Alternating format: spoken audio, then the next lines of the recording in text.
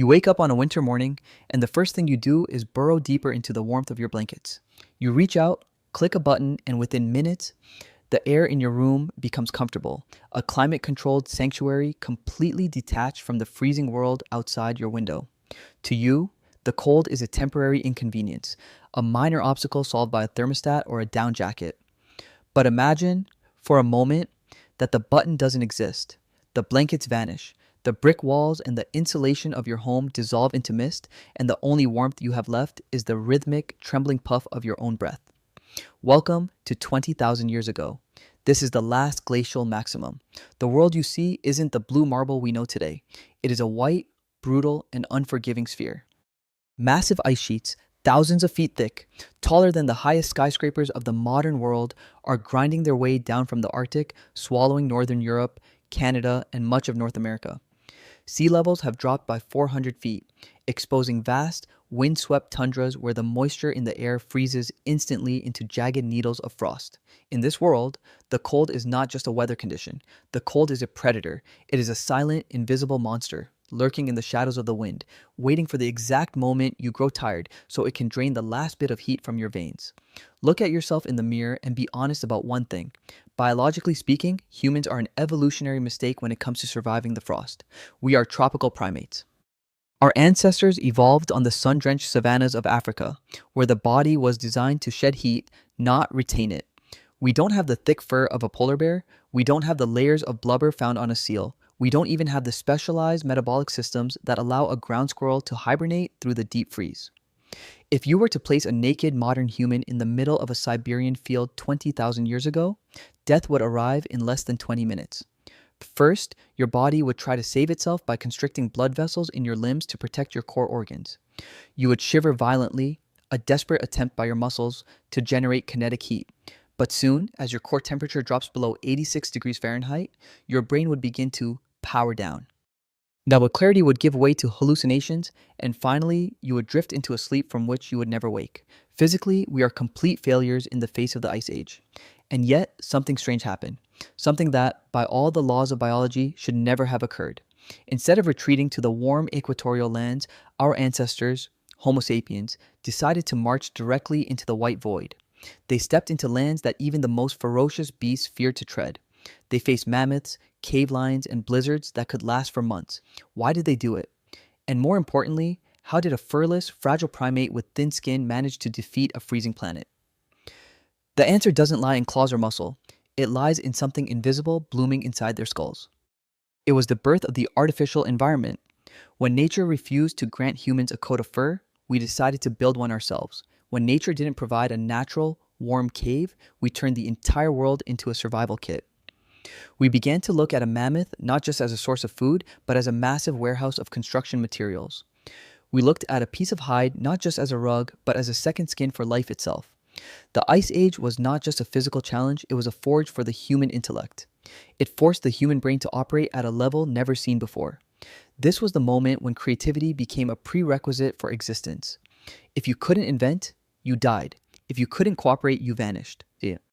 Every step our ancestors took across the snow was a gamble with death, where a single mistake in maintaining a fire or a loose stitch in a leather cloak could lead to the extinction of an entire tribe. We are sitting here today in our warm homes because 20,000 years ago, there were humans who refused to freeze. They learned how to hack the system of nature. They found the cracks in the brutal laws of the cold and slipped through them to survive. In the next chapter, we are going to explore one of the greatest, yet most underestimated inventions in human history. It wasn't fire, and it wasn't the stone axe. It was a tiny, slender object that stitched the destiny of humanity together, allowing us to carry a portable summer wherever we went on this frozen planet. This is the miracle of the bone needle. Imagine you are standing on a ridge in what is now modern-day Russia, 30,000 years ago. The wind is a physical force, a wall of screaming air that carries the scent of frozen earth and ancient ice. If you are wearing a loose animal hide, the kind you see in old, inaccurate museum dioramas, you would be dead within the hour. No matter how thick the fur is, if it isn't fitted to your body, it is useless. Every time you move, cold air is pumped into the gaps, and your precious body heat is sucked out into the void. In the Ice Age, a draft isn't just an annoyance. A draft is a lethal leak in your life support system. For millions of years, hominids had used animal skins for warmth, but they were wraps, crude blankets draped over the shoulders. Then, about 45,000 years ago, a technological revolution occurred that was as significant as the invention of the internet or the steam engine. It was small, fragile, and made of ivory or bone. It was the eyed needle. To understand why the needle changed everything, we have to look at the physics of heat. Your body is a furnace, but it's a small one. To survive minus 40 degrees, you need to trap a layer of still air against your skin. This is your microclimate. The moment that air moves, you lose heat. The bone needle allowed humans to do something no other creature had ever done. They began to engineer their environment at the level of the millimeter. They weren't just wearing fur, they were wearing tailored suits. They were cutting skins into complex patterns, sleeves, trousers, hoods, and boots, and stitching them together so tightly that the wind could not penetrate the seams. For the first time in history, a primate had created a portable summer. Wherever a human went, they carried a 70-degree pocket of air with them, even in the heart of a blizzard. We know this isn't just speculation because of a place called Sungir. In the mid-20th century, archaeologists in Russia unearthed a series of burials from 30,000 years ago. What they found shattered our image of primitive cavemen. They found a man and two children buried in clothing that was so sophisticated it would rival modern high-end outdoor gear. The bodies were covered in over 13,000 hand-carved mammoth ivory beads. These weren't just decorations, they were sewn in intricate rows directly onto the garments. By analyzing the position of these beads, scientists reconstructed the clothing. They wore fitted tunics, trousers that were integrated with their boots, and caps that shielded their ears. This was high-performance gear. It was the Ice Age equivalent of a NASA spacesuit. Think about the labor involved here. Each of those 13,000 beads took roughly 45 minutes to carve. That is nearly 10,000 hours of work for a single set of clothing. This tells us two things. First, that Ice Age humans had time. Their survival strategies were so successful that they weren't just struggling for the next meal, they had the leisure to create art. Second, it tells us that clothing had become a fundamental part of their identity. But the needle did more than just keep them warm. It allowed for layering.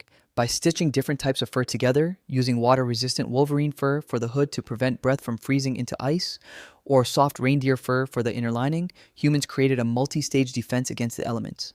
This was the birth of material science. However, the clothing was only half the battle. You can have the best jacket in the world, but if you have nowhere to sleep, the Ice Age will eventually find a way in. In a landscape where there were no trees for wood and the ground was frozen solid, how do you build a shelter that can withstand a storm that lasts for 3 weeks? The answer lay in the bones of the very giants they hunted. While the needle allowed humans to survive the wind, they needed a fortress to survive the night. In the next chapter, we are going to look at the bone palaces of the tundra. We are going to see how humans used the skulls and tusks of mammoths to build architectural marvels in a world without wood. We're moving from the portable summer of the suit to the artificial fortress of the bone house. Imagine walking across a landscape where the horizon is a flat, unrelenting line of gray and white. There are no forests here, no towering pines, no sturdy oaks, not even a stunted shrub to break the wind. The permafrost has turned the earth into iron, and the cold has strangled the very idea of a tree. For a modern human, this is a nightmare of exposure. For an Ice Age human, this was the steppe, a vast treeless highway that stretched from the Atlantic to the Pacific. In this environment, you face a terrifying architectural problem. You need shelter to survive the night, but you have no wood for beams, no thatch for a roof, and no soft earth to dig a pit. You are surrounded by nothing but grass, wind, and the colossal shadows of the megafauna. So, you do the only thing a creative primate can do. You look at the largest creature in your world, the woolly mammoth, and you realize that it isn't just a walking mountain of meat. It is a walking warehouse of limestone hard building material. This brings us to Megafauna in modern-day Ukraine. In the 1960s, a farmer digging a cellar stumbled upon one of the most remarkable archaeological finds of the 20th century, a village of mammoth bone houses dating back 15,000 years. These weren't crude piles of bone. They were sophisticated, engineered fortresses. These were the skyscrapers of the tundra. To build one of these houses, the effort was staggering. A single dwelling used the remains of up to 95 mammoths. Think about the weight of that. A mammoth skull weighs nearly 400 pounds. A tusk can reach 10 feet in length. To construct these, a tribe had to collaborate on a massive scale, hauling tons of skeletal remains across the frozen landscape. They were using the dead to protect the living. The engineering was genius. The foundations were made of mammoth skulls, buried jaw down into the permafrost to provide a heavy, unmovable base. On top of this, they stacked lower jawbones in a herringbone pattern, creating a circular wall that could deflect the screaming winds of the steppe. For the roof, they used the massive, sweeping tusks, interlocking them at the top to create a ribbed dome, much like the vaulted ceilings of a cathedral. But a skeleton is not a house, it's a cage. To make it a fortress, they draped the entire structure in heavy mammoth hides, sewing them together with the bone needles we discussed. They weighted the skins down with more bones and packed the base with sod and frozen earth. The result was an airtight, insulated dome. Inside these houses, the temperature was a miracle. While the wind outside might be screaming at minus 50 degrees, the temperature inside, fueled by a small fire of dried dung or bone fat, could hover at a comfortable 60 degrees. Inside these walls, the artificial environment reached its peak. For the first time, humans weren't just surviving nature, they were editing it. They had created a sanctuary where the ice age could not reach them. Living inside a mammoth bone house changed the human psyche. It transformed the concept of home from a temporary camp into a permanent fortress. Because these houses were so difficult to build, people stayed in them for months at a time. This led to the birth of true village life. Inside these ivory domes, stories were told, children were raised, and culture was forged in the long, dark months of the polar night. There is something haunting and existential about the image of a family huddling together inside the skull of a creature they had killed to survive. It is the ultimate expression of human dominance and human debt.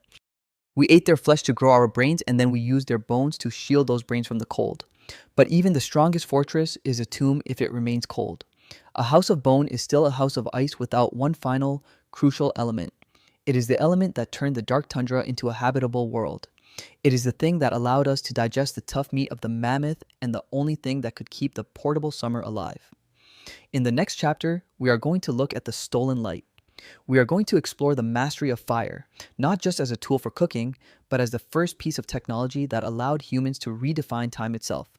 We are moving from the architecture of bone to the architecture of light. If you were to stand outside a mammoth bone house on a moonless night in the Arctic tundra 20,000 years ago, you would experience a darkness that is almost physical. In the modern world, we have forgotten what true blackness feels like. We live in a permanent glow of streetlights, screens, and satellites. But in the Ice Age, the night was an ocean. It was a crushing, absolute void that felt as heavy as the ice sheets themselves. And yet, in the center of that vast, frozen dark, there was a circle of defiance, a small, flickering orange eye that held the entire universe at bay. Fire is often called the first great human invention, but in the Ice Age, it was something more. It was the first artificial environment. It was the heart of the portable summer. While the bone needle kept the heat in and the bone house kept the wind out, fire was the engine that created the heat in the first place. But there was a major problem. How do you keep a fire burning in a world where there are no trees? Archaeologists digging into the hearts of Ice Age camps found a strange, gray-white ash that puzzled them for years. It wasn't wood ash. When they analyzed the chemical signature, they realized the shocking truth. These humans weren't burning wood. They were burning bone. In a world without timber, Ice Age humans discovered a high-energy alternative. Fresh animal bones, particularly the large marrow-rich limbs of mammoths and bison, are packed with lipids, natural fats and oils. When a bone is tossed into an existing flame, the fat inside liquefies and acts like a candle wick.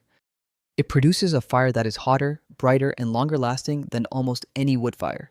It creates a thick, acrid smoke and a fierce, radiating heat that can turn the inside of a bone house into a sauna.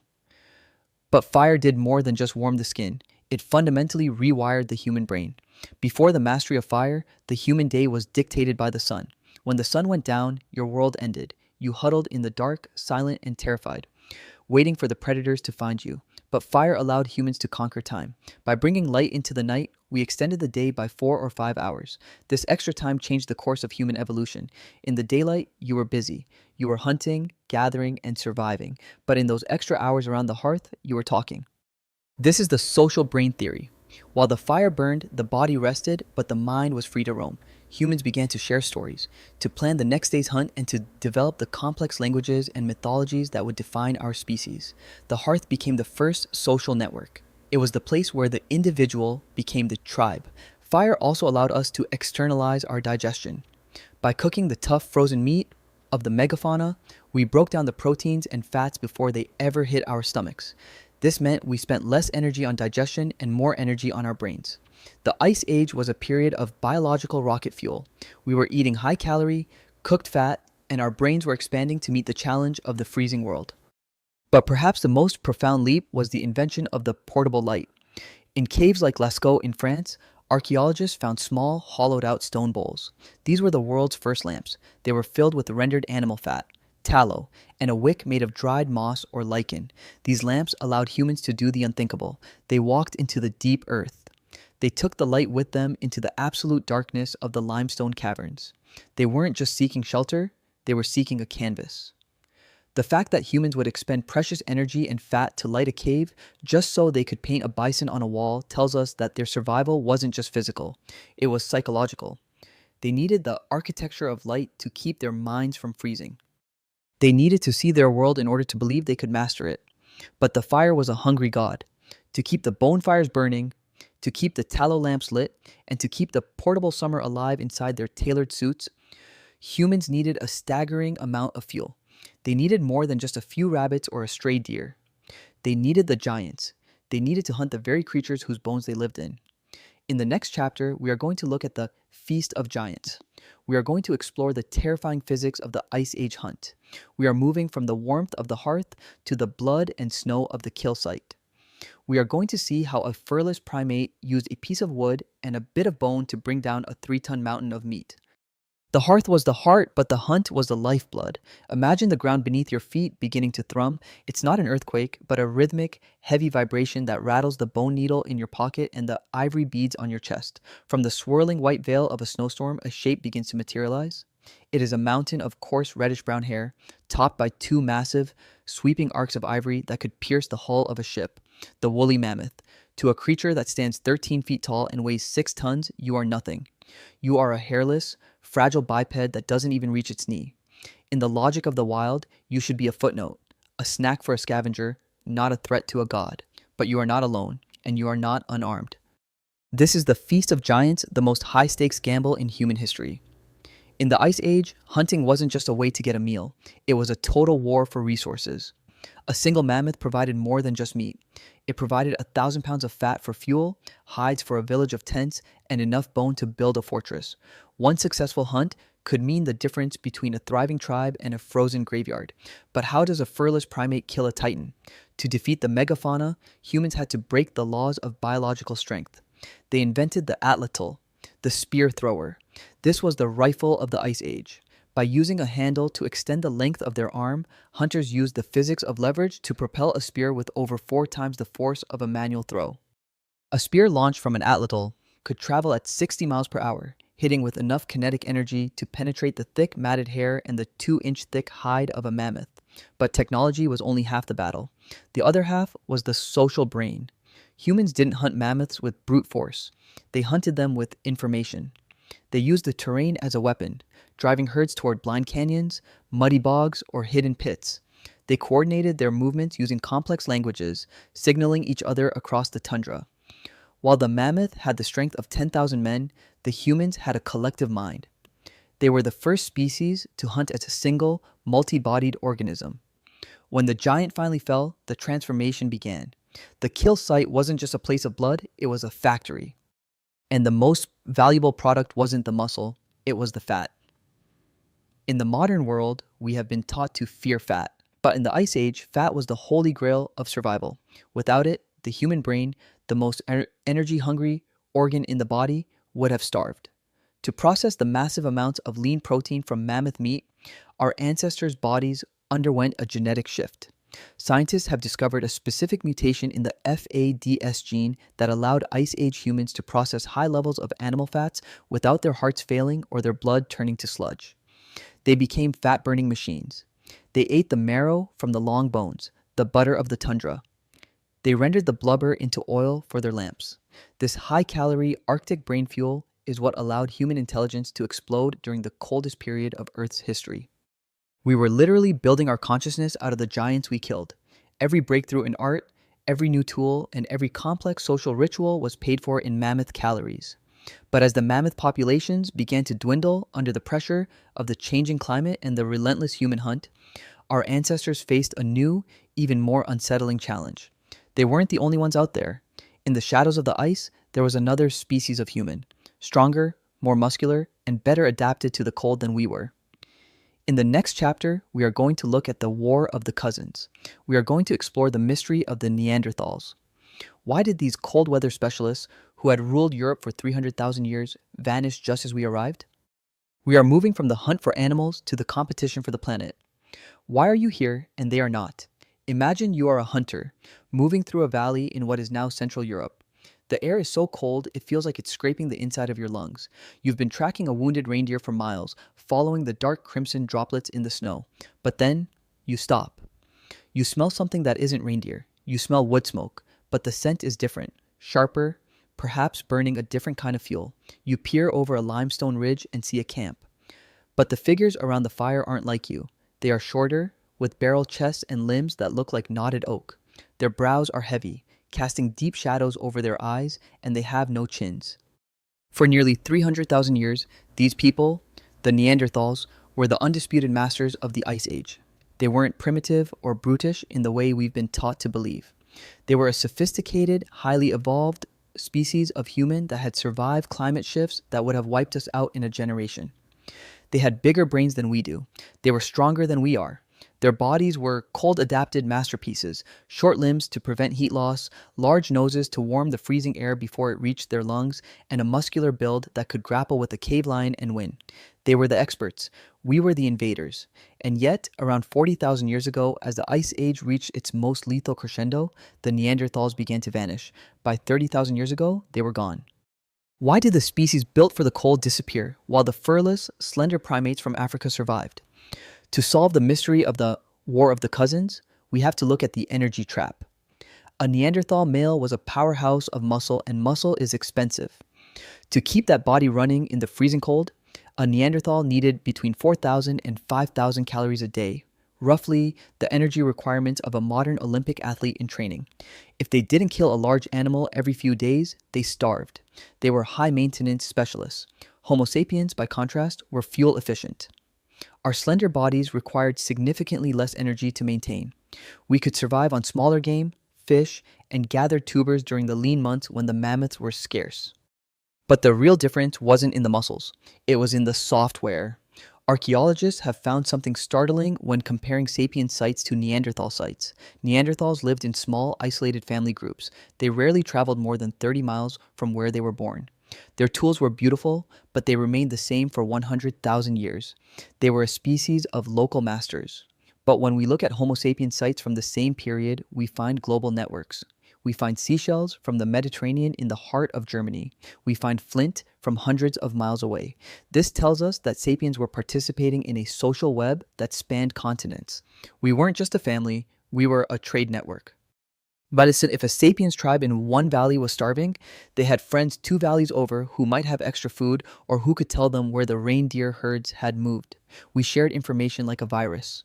We practiced cultural ratcheting, where one person's invention, like the bone needle, was shared, copied, and improved upon by thousands of others across the planet. The Neanderthals had to reinvent the wheel every few generations. We only had to invent it once. There was also the social mirror of symbolic thought.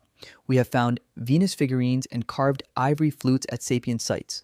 We spent precious energy making art and music.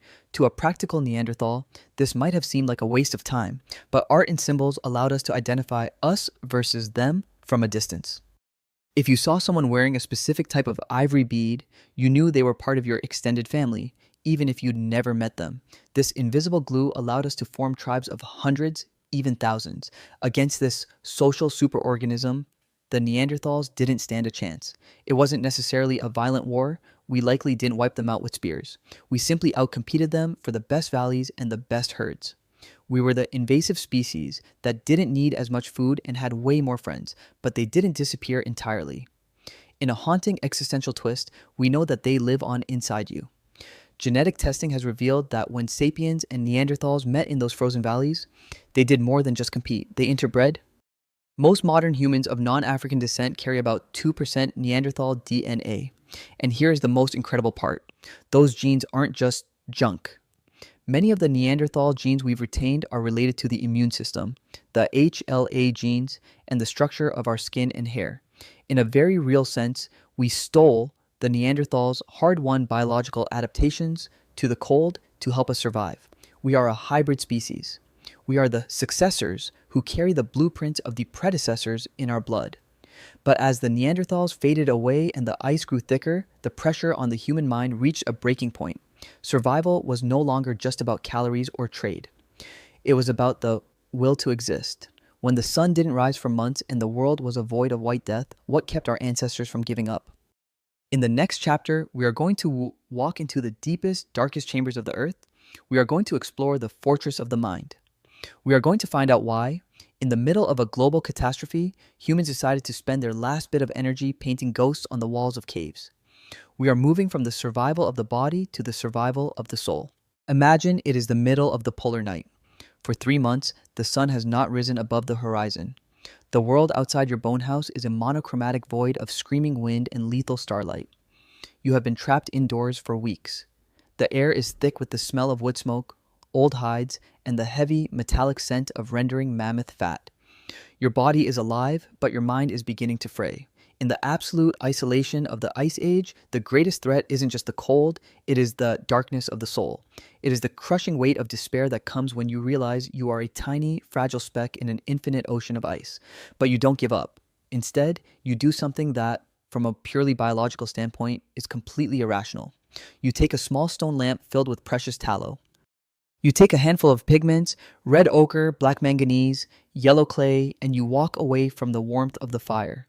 You crawl deep into the bowels of the earth, into a limestone cavern where the silence is so heavy you can hear the blood pumping in your own ears. You go to a place where there is no light, no wind, and no life. You go there to paint. This is the fortress of the mind.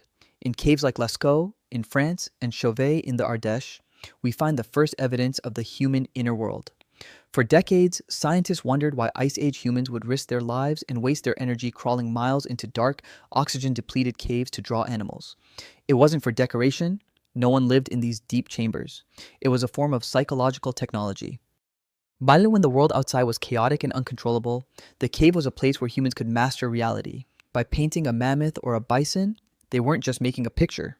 They were performing sympathetic magic. In the flickering, hallucinogenic light of their tallow lamps, the animals on the walls seemed to move. The uneven texture of the cave wall was used to give the bison a muscular hump or a rounded flank. To the Ice Age mind, these weren't just drawings. They were the souls of the animals. By capturing them on the wall, the hunters were ensuring a successful hunt in the physical world. The cave was the world's first simulation laboratory. But the art served an even deeper purpose. It was the internet of the Ice Age. Because these caves were used for thousands of years, they became repositories of collective memory. They were cathedrals where the social glue was manufactured. In the darkness, the tribe would gather to hear the stories of the ancestors, accompanied by the first musical instruments, flutes carved from the wing bones of vultures or the tusks of mammoths. Think about the psychological impact of that experience. You are miles underground, surrounded by the painted ghosts of the giants that feed you, listening to music that mimics the wind, and sharing a myth that explains why the sun has vanished and when it will return. This is the birth of spirituality. It was the inner fire that kept the will to live burning. We survived the Ice Age because we learned how to dream. We learned how to turn our fear into art and our isolation into a story. We also find evidence of the gaze in these caves. Among the thousands of animal images, we find hand stencils, the outlines of human hands created by blowing pigment through a hollow bone. These hands are the most haunting signatures in history. They are a message across time that says, I was here, I existed, I mattered. In a world that was trying to erase them, Ice Age humans used art to anchor themselves to existence. They realized that to survive as a species, it wasn't enough to just have a warm body. You had to have a why. You had to believe that you were more than just meat. You had to believe that you were a character in a cosmic drama. This fortress of the mind is what truly separated us from every other creature on Earth. While the mammoths and the cave lions were prisoners of their biology, we were the architects of our own meaning. We used our imagination to hack our own neurochemistry, flooding our brains with the dopamine of hope and the oxytocin of tribal bonding. But the ice could not last forever.